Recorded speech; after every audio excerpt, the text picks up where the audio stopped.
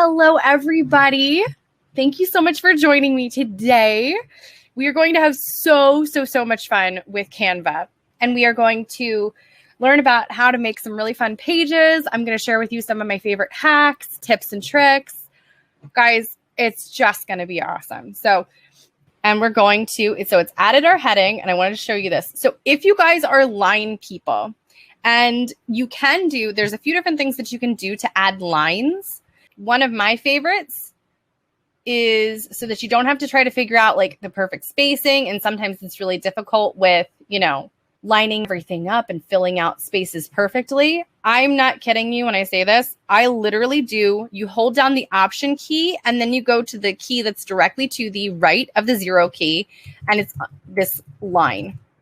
Shift, and it does this line at the bottom. This is just with, what is this called? League Spartan.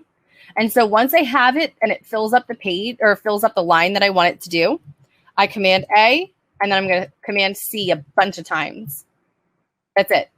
And so now I can have actual notes lines that I don't have to figure out the alignment for, that I don't have to make sure are actually like in perfect alignment constantly. If the lines are too far apart, you can go up here to the spacing and you can change the line spacing. Oops, that's the letter spacing. Ignore what I said. Change the line spacing so that they're smaller.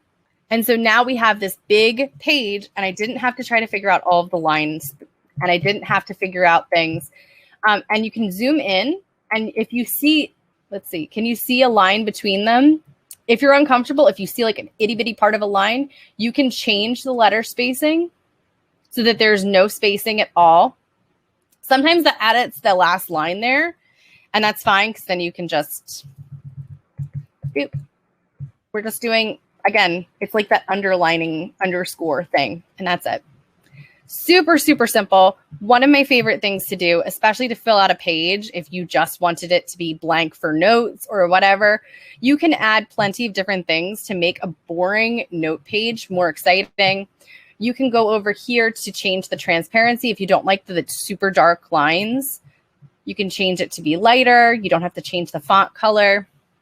There's a lot of different things that you can do. So again, to recap really quick, we started with this inspiration. We have never touched this page at all. It was just kind of an outline. We have now made 2 different notes pages, a full planner page that we can obviously edit and customize, a checkbox page, which we will come back to in a hot second. And now we're going to move on to checkboxes, because this is another really fun thing. Like, absolutely one of my favorite things to do is create checkboxes, which sounds super boring, but I swear I'm going somewhere with it. So I like to start with something simple, but hopefully, like, sake of time, I was really concerned that my computer was going to poop out on me. So I didn't want to hopefully, like, fingers crossed, guys, my computer won't break. But these were some of the ones that I made, and I'm going to show you guys some of my fun favorite things to do. So I'm going to delete this completely, and we're going to go over to elements. And whether or not you have the free plan, you can get these elements. We're going to do it super simple, and we're going to go to lines and shapes. We're going to just a plain old box, and let's say we wanted to do an outline for it. Here's an outline. We are going to change this color so that you can actually see it. These outline perfectly together, and I can change the offset to this. So if I wanted it to kind of be a little bit like that, give it a little bit of a 2-level effect, Monty Python fans, it looks super cute. We can do this crazy cool thing. So if we're going to be duplicating this box, it's really frustrating when you accidentally like move things, or when you have to like move things around and there's a lot of them. And next thing you know, you've gotten this one like way over here and you're like, oh crap, how did I do that? I didn't mean to. So what I like to do, once I figured out the alignment that I like and the color scheme that I like, I highlight them both and I do Command G, or you can click on group. And what that does is it changes everything as a group. It makes everything together. It connects them. So now I can no longer just move them apart. They are one unit, just one.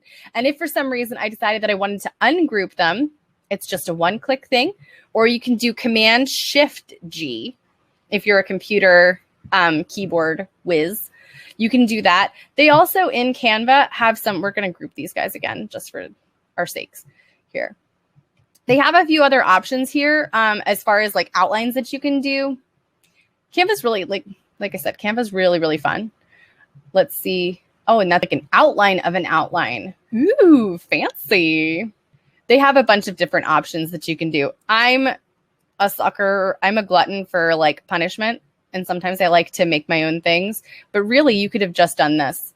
So this guy is an outline here. There's that. And now we're going to give this guy a color as well. So see how there's an outline around this, an outline around the outside there, and then there's a drop shadow. So it can be as customized or as simple as you want to make these things. This is really, really fun thing to do, guys. Okay, so really quick, one more thing, because we had a question about making the lines that are dotted. Okay, so there's this line that you can use that's dotted. But this all kind of comes back to here. Let's see if we can zoom in so that you can actually see that it's dotted. Woo, that's too far. Calm down there. Calm down. There we go. So these guys are dotted, as you can see. And you can customize these inside of, these are all just the different line options that they have. This one's rounded. This one's dashed. This is dotted. You can change the weight of them, which means like how thick they are. So you can do this as, you know, you could use this as like a header if you want to separate different sections, or it can be super teensy tiny. Now, remember though, like things are going to show up differently once it's actually printed out. So like the dots that look, this looks pretty small, right? But once you print it out, it's like, whoa, that's big. So always go smaller. I also like to try to zoom in as much as possible so that I can get an actual idea of what it's going to look like on paper. And so usually 100% is kind of about what you can expect. Like if you held it up to your computer screen, they should overlap basically. And so that really helps in kind of figuring out the weight of things. So whichever one you want to use, this again, you can do solid lines at the end. You can do dashed lines if you wanted to do something like that. It's really awesome. And then you can change them, by the way. This is really fun. You can change the ending of them if you wanted to do an arrow.